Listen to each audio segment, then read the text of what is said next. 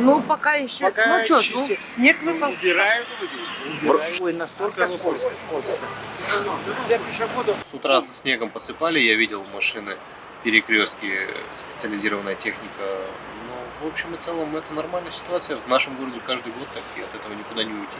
Поэтому я считаю, что это нормально. Зимней резиной, шипами и ездить нормально, без аварий какой-то. Потому что мне не с чем сравнить. Был бы я, допустим, в другом городе и мог бы, например, да, сравнить там, с Москвой, там, да, но я считаю, что это просто неравномерное сравнение. Тут даже просто интервью смысла нет у меня брать. 5, 6 от силы максимум.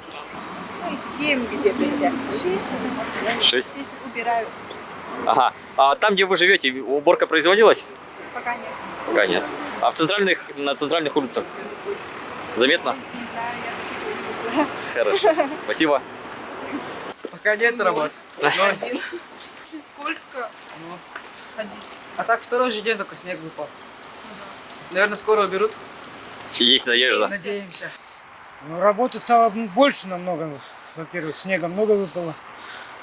Территория большая у нас, все улицы, все площади убираем.